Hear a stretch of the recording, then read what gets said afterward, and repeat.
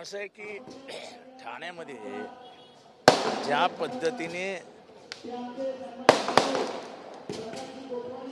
म्हणजे उपमुख्यमंत्र्यांचा ताफा जातो, आता त्या ताफ्यात त्यांना जी सिक्युरिटी आहे त्या ताफ्यामध्ये ॲम्ब्युलन्स कंपल्सरी.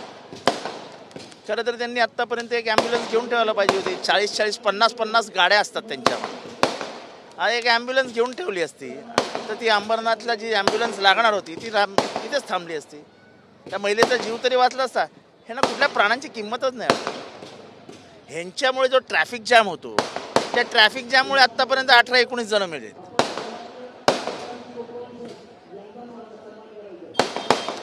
एक समाजाबद्दलची आपुलकीची भावना पाहिजे ती नाहीच.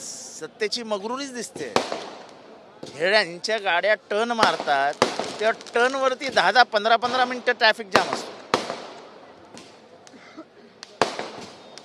तुम्ही त्याचा कॉन्वॉय बघा आणि कॉन्वॉय मधल्या फक्त गाड्या मोजा, एवढ्या गाड्या. अर्थात महाराष्ट्रामध्ये म्हणजे देशामध्ये आपले लोकपाल 7 कोटीची मर्सिडीज. आता लोकपाल बिल आणलं कशासाठी? तर भ्रष्टाचारांना गाडण्यासाठी. ते 7 कोटीच्या मर्सिडीज BMW घेऊन फिरणार. आपण आता म्हणजे नीतिमत्ता नावाची गोष्टच राहिलेली नाही राजकारणाला.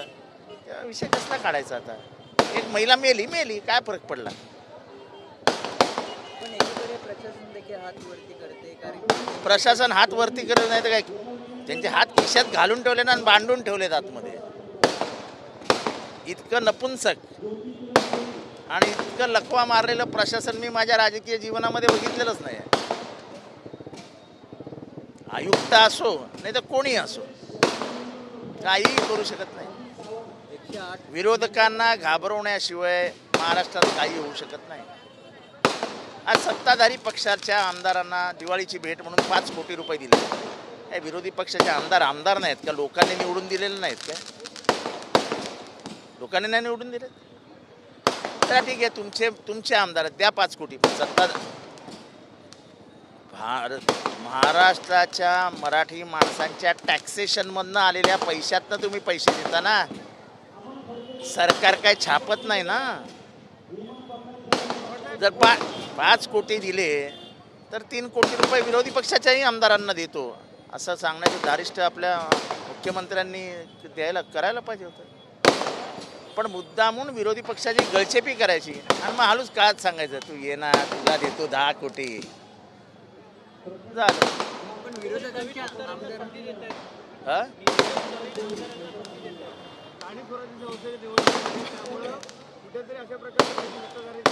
ते ठीक आहे, ते काही करा. माझं म्हणणं की समान वाटप नाही झालं तर आशाने काय आमदार फुटणार पण नाही आहेत आणि जनता तुम्हाला विचारणारही नाही. ज्या पद्धतीचा भ्रष्टाचार चालू आहे, ज्या पद्धतीचा कारभार चालू आहे, ओल्या दुष्काळामध्ये जी काय तुमची मौजमजा चालू आहे, इथे शेतकरी मरतोय, पाण्याखाली डुबलाय, तो सरकारला कुठे जाणीव आहे? पण विरोधकांच्या आमदारांना अन्याय केला जातो असं वाटतं. 100% अन्याय करतात. आम्ही विकास करायचा नाही आमच्या मतदारसंघामध्ये म्हणजे काय करताय? काय तुम्हाला एक्झॅक्ट काय करायचंय?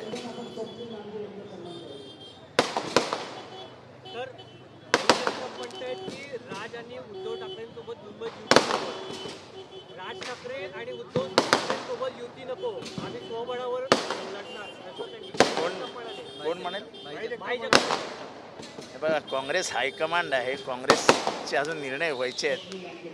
कोणी बोलेल, काही बोलेल, ह्याच्यावरती प्रतिक्रिया देण्यासाठी मी तरी बांधील नाही.